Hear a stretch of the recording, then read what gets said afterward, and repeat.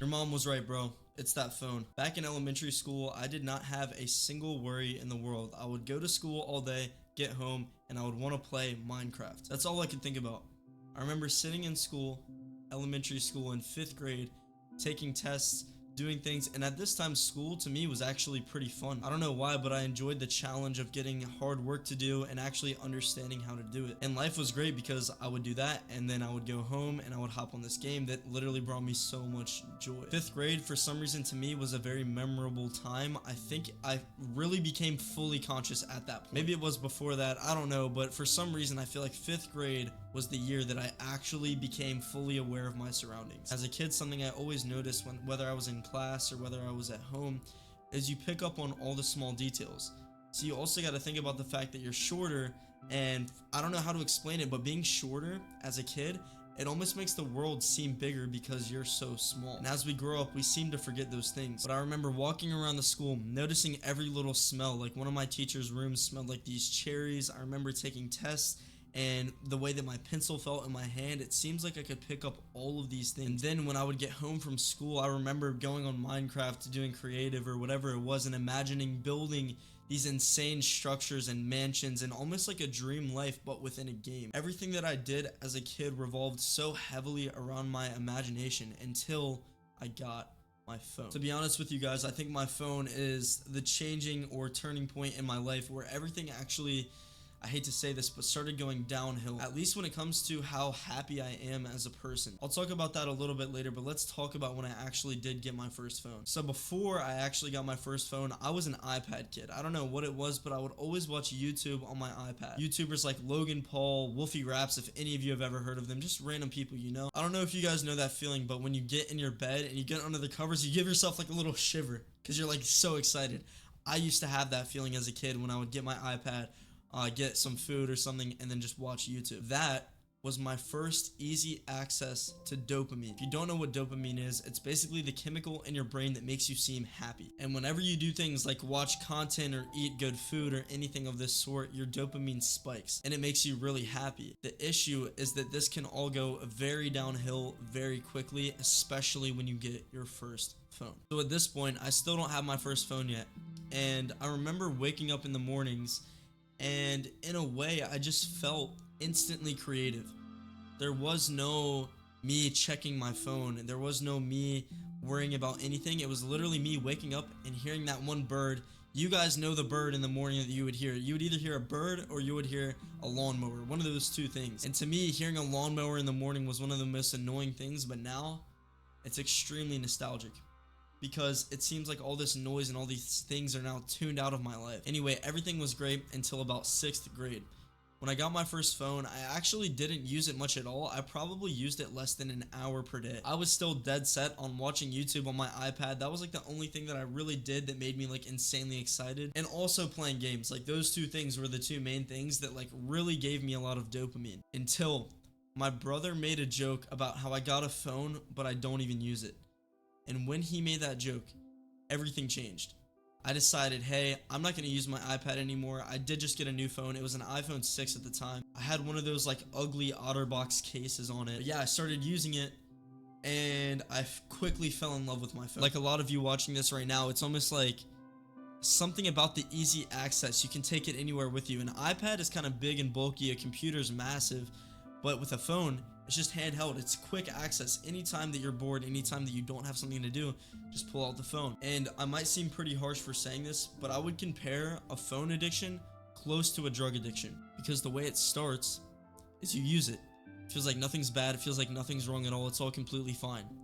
But then you continue to use it, and it gets a little bit less enjoyable. With each use, it's a little bit less dopamine rush. It's a little bit less of that shaky, nervous, excited feeling that you feel like when you get under your covers at night and you pull out a YouTube video. After each use of the phone, it seems to be more and more useless. But anyway, I continued through middle school. I really didn't use my phone that much. I did, like I say, become addicted, but I wasn't like, it wasn't that bad, because these apps like TikTok, Instagram Reels, YouTube Shorts, these weren't even really a thing at the time. The only content you could really consume was TV content, video games, or long form YouTube content with like 20-minute videos and stuff like that, like you're watching right now. And if you enjoy these videos, it's most likely, in my opinion, because you feel the nostalgia.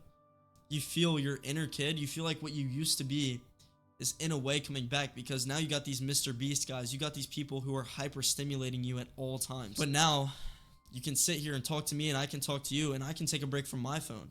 This is a break for me at the end of the day, and I hope it is for you guys as well. But as I was saying, I wasn't even that addicted to my phone going through middle school, as a lot of you probably weren't too. But as soon as short form content started, Musically and TikTok, this to me was the starting point of the end, of the bad, of the things that would literally end up ruining all of our minds as we get older. Now that being said, obviously I'm not that against it, because I post on all of these platforms, and I could not be more grateful, because we're about to hit 300,000 subscribers on YouTube, and we're probably going to hit 1 million this year thanks to you guys. But if I didn't post on social media, I don't think that I would use it, or I would at least try not to, because it is literally ruining you. But let's continue.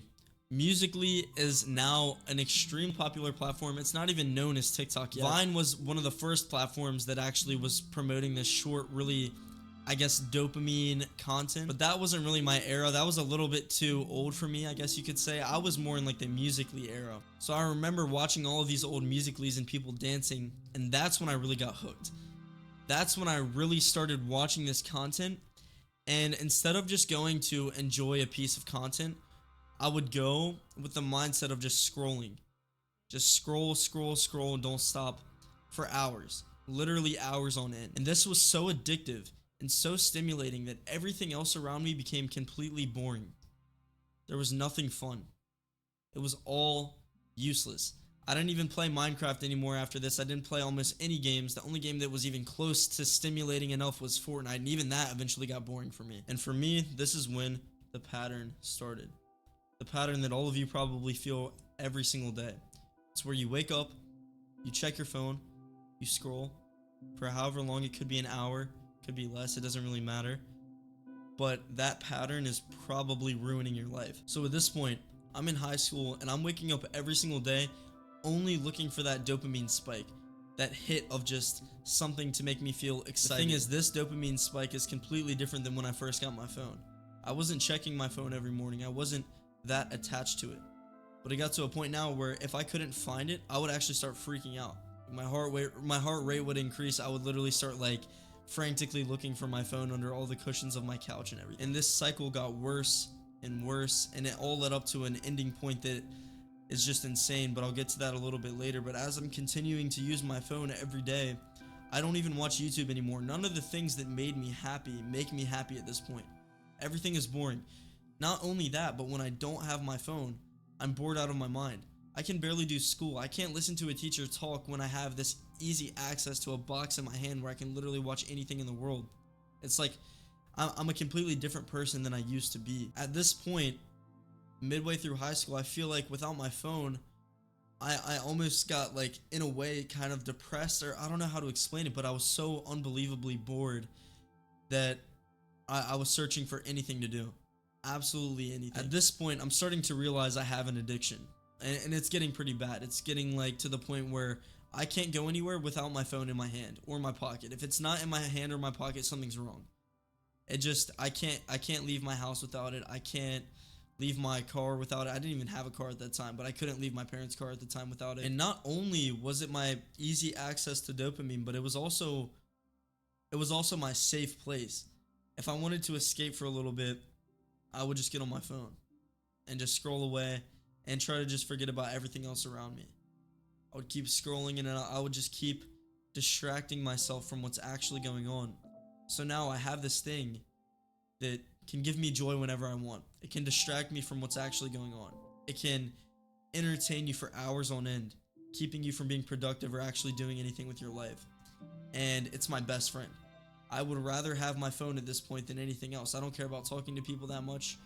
Although when I do talk to people, or when I would hang out with my friends, they're also all on their phones. And the reason I'm making this video, and the reason I know it's not only me experiencing this problem, is because anytime I hang out with any of my friends, they just sit on their phone.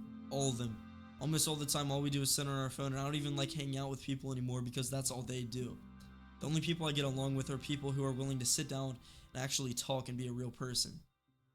Because that's something that is getting lost more and more every single day. And it feels like it's escaping. My friends, I'm not losing myself, I'm losing my friends, I'm losing everyone around me because of how addicted and how bored people are without their phones. And this is where I'm starting to realize, like, okay, I have an addiction. I have all of these things. I need to make a change. But guess what? Like I said, I compared it to a drug. It's very similar to a drug. You can't just quit. It's almost impossible. Now you can, but for the majority of people, you're not going to be successful at that. So I'm here telling myself, I'm going to be on my phone less. I'm going to stop doing this. And then I blew up on social media. And that just spun my whole world around, because it's like, how can you not be on your phone when it's your job to be on your phone? It's almost impossible. It feels like it's not even a thing. And I understand for you guys, maybe you don't do content, maybe you don't post content, but you're still in the same predicament as me, where you feel so attached to the people that either you watch online or just the daily things, keeping up with the news. You feel like you're missing out. And to be completely honest with you guys, I don't think you are.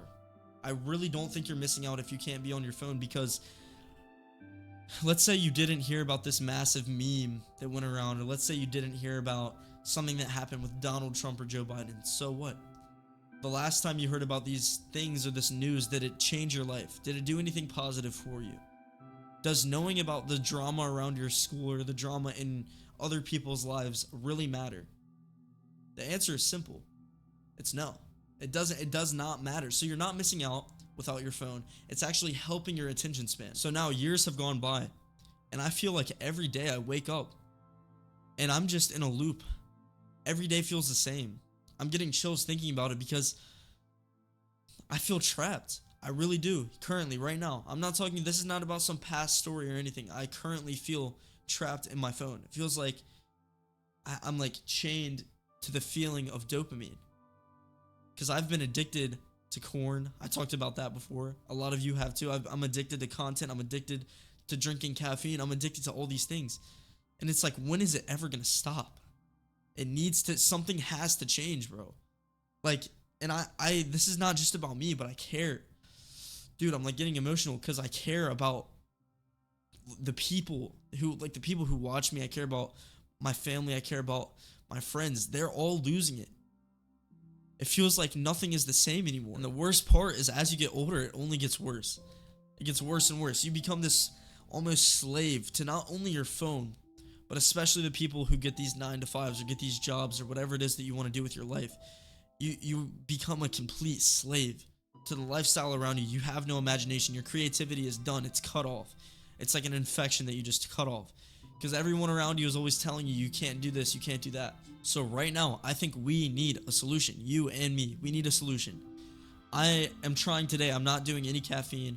I'm trying to not watch content. I'm lowering my screen time. I'm doing all this because it's killing you, bro. You have to be a creator, not a consumer. Consumers stay down. Creators are the ones on top. Creators are the people who are being worshipped for all this. I'm not saying you should worship a creator ever, but that's just the simple truth. If you have 1 million followers, you're some special person now.